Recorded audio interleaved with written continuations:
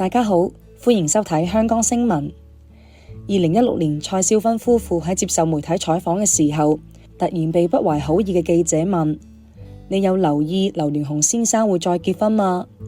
？17歲成為最年輕港姐，18歲就被自己嘅母親親手送到億萬富豪劉鑾雄床上嘅蔡少芬瞬間黑面，即刻回咗一句：我諗我哋唔會回答呢啲問題啦，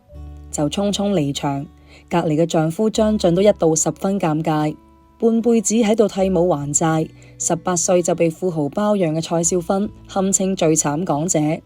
佢一生充滿坎坷嘅情史，完全可以話係因為佢嘅家庭出身，特別係自己嘅母親一手導致㗎。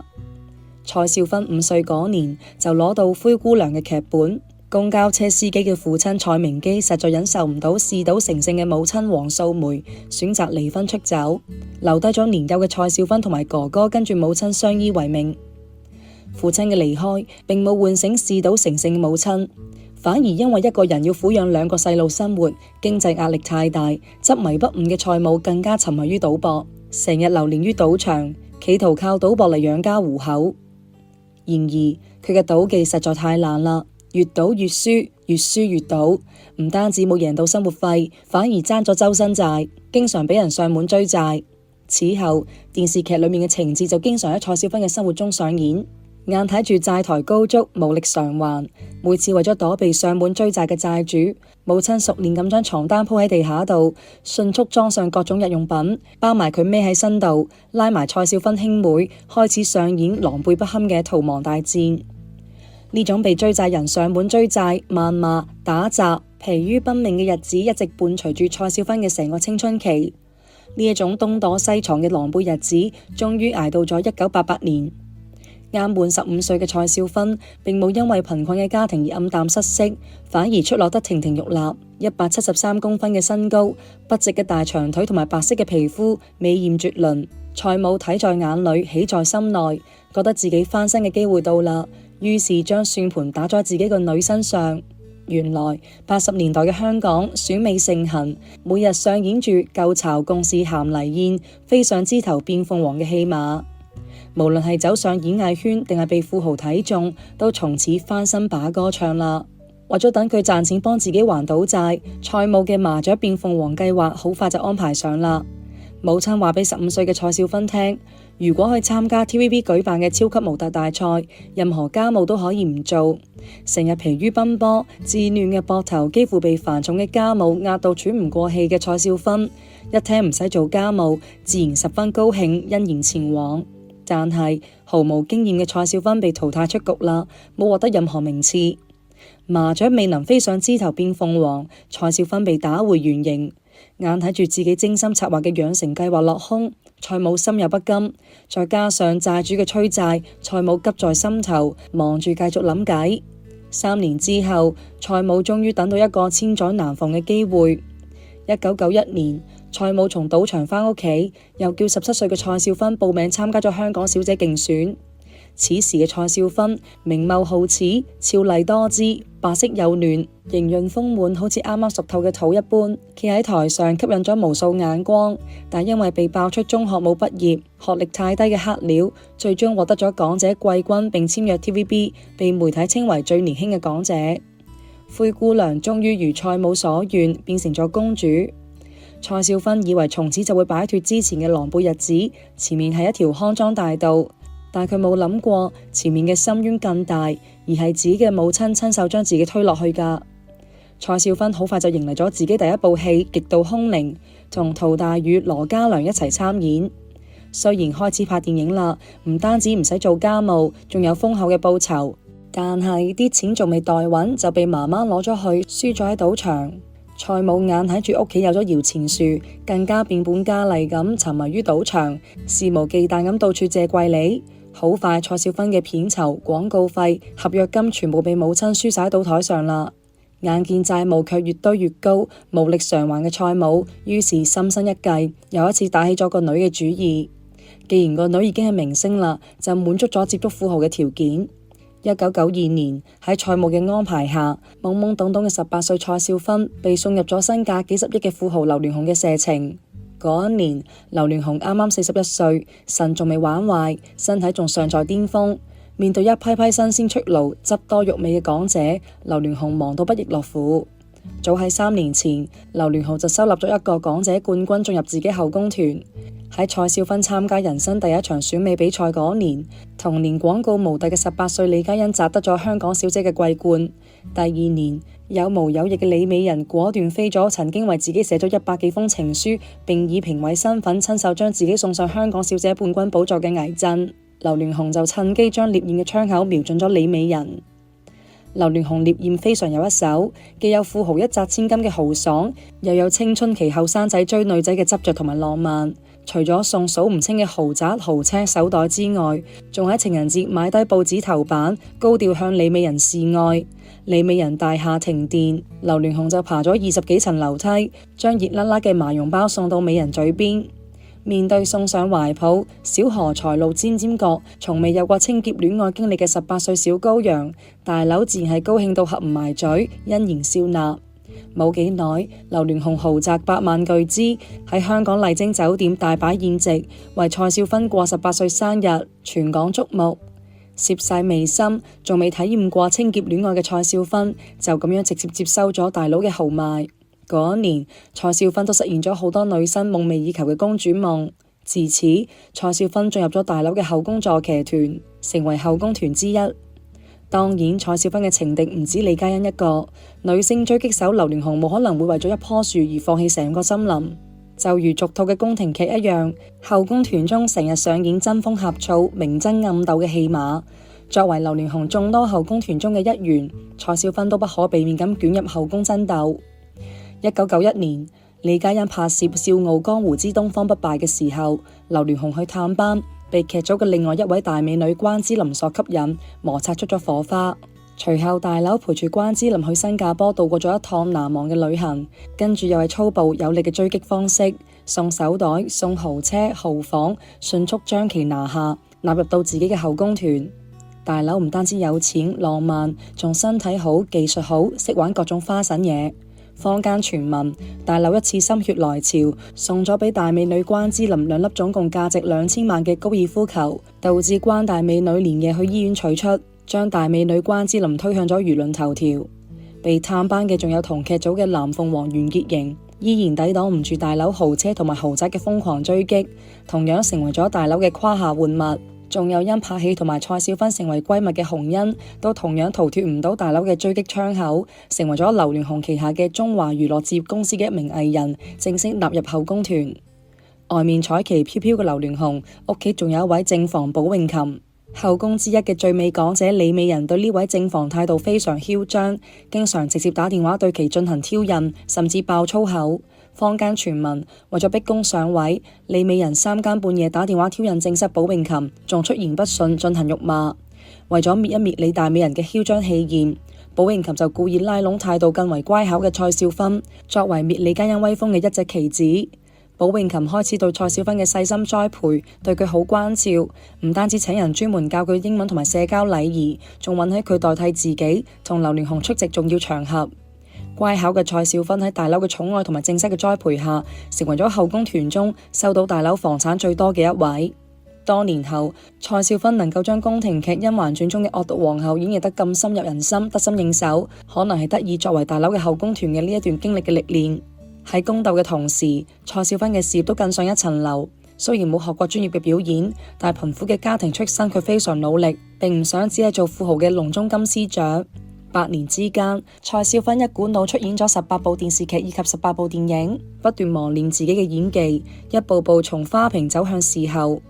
1994年，21歲嘅蔡少芬喺《白髮魔女傳》飾演女1號練霓裳，並出演咗周星馳嘅《九品芝麻官之白麵包青天》，飾演清流女子如煙。第2年，又喺周星馳電影《大話西遊》中出演咗牛夫人一角。隨住《大話西遊》嘅爆火，蔡少芬鐵線公主嘅形象隨之走入咗眾多網友嘅心裏面，演藝事業向前成功邁咗一大步。3年後嘅1998年，蔡少芬更係憑借時裝醫務劇妙手仁心，斬獲萬千星輝 TVB 視后，晉升為香港一線女星，一躍成為 TVB 1990年代末嘅5大花旦之一。年僅25歲就成為咗 TVB 第2屆視后，甚至保持最年輕嘅視后紀錄嘅殊榮至今。雖然片約不斷，大佬都係贈送咗唔少豪車豪宅，但係蔡母仲係嗜賭如命，個女賺得越多，自己賭得越大。曾經喺中國澳門賭場包咗一個房，幾乎要住喺賭場裏面。蔡母更係十賭九輸，以蔡少芬嘅名義借下巨額賭債。蔡少芬賺錢嘅速度遠遠趕唔上自己喺賭台上輸錢嘅速度。為咗填呢個巨凼，蔡少芬仲不得不出演多部限制片替母還債，包括《人間色相》、《強姦陷阱》等。與此同時，已經45歲啦，久經沙場嘅女星狙擊手劉鑾雄，唔知係因為個腎開始玩壞咗，漸漸力不從心，定係嘗夠咗鶯鶯燕燕、瓊漿玉露嘅滋味，覺得味同嚼蠟，想換個口味，體驗下普通人嘅快樂。大佬嘅90年代女星後宮轉迎嚟咗大結局，李嘉欣、關之琳、袁潔瑩、洪欣紛紛離開，劉鑾雄嘅玩物都換成咗普通崗位上嘅女人，如私人助理黃詠茹、售貨員出身嘅呂麗君、狗仔出身嘅甘比。各取所需後，蔡少芬都同樣遠離咗大佬嘅世界。對於從來冇經歷過清潔戀愛就成為大佬玩物嘅蔡少芬嚟講，都到咗期待一份真正愛情嘅時候。1999年，無線電視台為咗慶祝香港回歸，要出一部8集長劇，名叫《創世紀》，以將事業重心轉移到香港嘅29歲吳奇隆同26歲嘅蔡少芬喺該劇相遇。兩人雖然對戲唔多，但都互相留低咗深刻嘅印象。好快，命運之神令呢兩個人再次喺愛情電影《還我情深》中重逢。一位係選美出身嘅新晉視后 TVB 當家花旦，一位係歌手出道嘅當紅偶像。相似嘅背景出身同埋家庭環境，令再次重逢嘅兩人有講唔完嘅共同話題。原來嗰陣時嘅吳奇隆都係一位還債人，已經幫做生意失敗嘅父親還債咗10年。替父還債嘅吳奇隆同埋替母還債嘅蔡少芬經歷竟然如出一轍，令呢兩位同病相憐、惺惺相惜，彼此互相安慰鼓勵。兩人都從演技嘅交流深入到進一步嘅心靈交流啦，互相摩擦出咗愛的火花。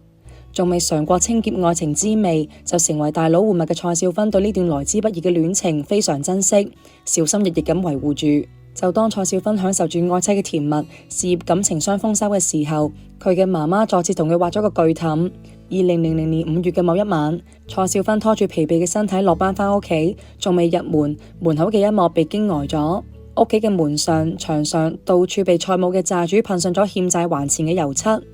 蔡少芬從出道以嚟已經幫母親還債超千萬，為此仲不得不去拍攝限制級影片。坊間傳言，為咗回報蔡少芬青春嘅年華，劉鑾雄更係幫蔡母還債上億港元，相當於依家10億元以上。但係呢啲都仲係唔夠同蔡母填賭債嘅氹，舊債啱還完，新債又嚟啦。蔡少芬瞬間崩潰，對蔡母徹底絕望，認為無藥可救啦。呢次堅決拒絕替母還債，要同母親劃清界線。為躲避債主，蔡母不得不匿埋起身。債主揾唔到蔡母，只好揾大明星蔡少芬，並進行騷擾恐嚇，逼佢替母還債。蔡少芬又驚又怕，導致暴瘦20斤。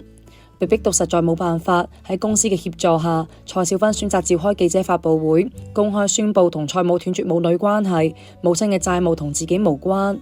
記者會上，蔡少芬聲淚俱下，當場哭訴自己多年嚟替母還債嘅艱辛，已經將出道嚟所有嘅收入全部幫母親還咗賭債，但母親惡習難改，又欠咗超過500萬嘅賭債，自己實在頂唔住啦，真係無能為力，已經被掏空，冇錢還啦。仲呼籲大家唔好再借錢俾蔡母，自己同佢斷絕母女關係，以後都唔會再幫佢還債啦。蔡少芬以為斷絕母女關係之後會令件事得以平息，冇諗過令佢更加崩潰嘅事仲喺後面。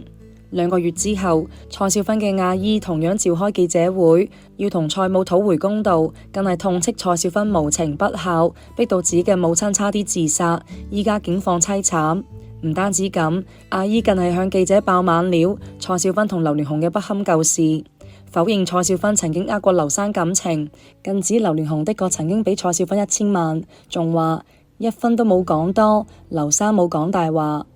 被身邊親人揭露傷疤，不停咁傷害，令蔡少芬備受打擊。呢件事都係搞到滿城風雨，路人皆知。作為男友嘅吳奇隆都被挑事嘅記者追問，如同多年後嘅艷照門事件謝霆鋒嘅回答一樣，吳奇隆大度力挺蔡少芬，表示唔介意蔡少芬嘅過去。但係呢啲都係藝人嘅常規公關操作啦。至於吳奇隆係咪真係介意，只有當事人知道啦。不過事實係呢件事發生後冇幾耐，兩人戀情戛然而止，最終不了了之。2001年，31歲嘅吳奇隆去內地拍《蕭十一郎》，吳奇隆與同劇組風情萬種嘅風四娘扮演者24歲嘅馬雅舒就此相識，兩人眉來眼去，漸漸摩擦出火花。一邊大度力挺蔡少芬，一邊同馬雅舒打情罵俏，惹到飾演女一號沈碧君嘅蔡少芬閨蜜朱茵替蔡少芬鳴不平，為此同吳奇隆交惡。蔡少芬都不落下風，嚟《蕭十一郎》劇組探班嘅時候，與同劇組識粵語嘅母嬰級運動員張晉傾得好埋，兩人仲互相留低咗聯繫方式。次年《蕭十一郎》上映，風靡一時，好評如潮。吳奇隆同馬雅舒嘅戀情都同時傳遍街頭巷尾。吳奇隆出軌、劈腿小三嘅新聞一時鬧得沸沸揚揚，吃瓜群眾大鬧吳奇隆係負心漢。唔知係因為之前同劉鑾雄嘅不堪舊事搞到滿城風雨嘅時候，男友吳奇隆企出嚟力挺蔡少芬，蔡少芬投桃報李嘅緣故，定係為咗維護雙方藝人形象，蔡少芬都企出嚟幫吳奇隆辯解，否認兩人分手係因為小三馬雅舒嘅介入，話係性格不合。2003年，蔡少芬嘅演藝事業重心轉向內地，接拍電視劇《水月洞天》，一直做母替。啱啱走上男配道路嘅張晉都出演其中一個配角，兩人再次相逢。因為拍攝期間正值非典時期，閒暇時間唔可以周圍逛，普通話欠佳嘅蔡少芬又人生地不熟，就經常揾識粵語嘅張晉傾偈，傾下傾下就傾到入房啦。有一次，蔡少芬同張晉一齊喺間房度睇 DVD。睇到半路，張晉表示 I am hungry。從18歲就體驗到咗大佬豪邁嘅蔡少芬經驗豐富，好識照顧人，就即刻起身煮麵俾張晉食。果然廚房中嘅女人最有味道。蔡少芬忙前忙後，女人味十足，賢妻良母嘅樣令張晉心蕩神搖，幾乎不能自持。就當29歲嘅張晉準備同30歲嘅蔡少芬進一步深入交流嘅時候，冇諗到蔡少芬突然嗌 stop。即刻制止咗張晉嘅進一步行動，提出約法3章：唔可以公開，唔可以拖手，唔可以錫。自細練武出身，正值血氣方剛嘅張晉，邊受得住經驗豐富嘅蔡少芬咁樣挑逗啊？蔡少芬表現得越係矜持，張晉越係視若珍寶。第二日，蔡少芬主動打破約定，兩人進一步深入交流，就此確定咗戀人關係。兩人沉浸喺甜蜜愛情中不能自拔。一出世就攞咗一副爛牌，半世都喺度替母還債，仲出賣自己身體同青春嘅蔡少芬，終於遇到咗自己嘅幸福。2007年，蔡少芬手寫公開信，正式公布同張晉嘅戀情。2008年1月12號，兩人正式牽手，走向咗婚禮嘅殿堂。2011年，38歲嘅蔡少芬憑借《甄嬛傳》再次迎嚟事業上嘅高光時刻，成為觀眾心中嘅皇后娘娘，獲得網絡最受歡迎港台女演員獎。可是臣妾做不到啊！呢句話更係成為當年流行網絡用語，風靡成個網絡。結婚後，張晉喺事業上都係不甘落後。2014年憑借《一代宗師》斬獲咗金像獎最佳男配角，企喺台上感謝蔡少芬嘅相伴，表示有人話我呢一世都要靠佢，冇錯，我呢世嘅幸福都靠佢噶啦。蔡少芬喺台下感動到梨花帶雨，淚灑當場。2015年，張晉再創輝煌，喺《殺破狼2》中嘅精彩表現，獲得西裝暴徒嘅美譽，事業如火如荼。兩人依家事業順利，互相奔赴，攜手同行，生活美滿。蔡少芬都徹底同前半生劃清界線，一路專心發展事業，一路認真經營婚姻，先後誕下一位公子同埋2個千金，組建咗幸福嘅5口之家。喺張晉眼中，呢個女人需要被呵護痛錫；喺蔡少芬眼中，丈夫顧家，可以包容自己，照顧自己，仲係一位生得靚仔、演戲好、唱歌好嘅全能冠軍寶藏男孩。嗰個童年一直喺度東躲西藏逃債，18歲被自己親生母親送到40幾歲富豪床上，半世都喺度替母還債嘅女仔，終於做返公主，打咗一個漂亮嘅翻身仗。有啲人一生落嚟就攞咗一副好牌，有啲人只能夠攞到副爛牌，但即使一副爛牌，我哋都要諗辦法將佢打好。就好似佢話齋，有啲嘢冇辦法去改變，但將來一定會改變，所以我一定要盼望。人無法選擇自己嗰副牌係乜嘢，但係可以選擇點樣打完佢。今日嘅影片就到呢度，歡迎訂閱、讚好、轉發，我哋下期見啦！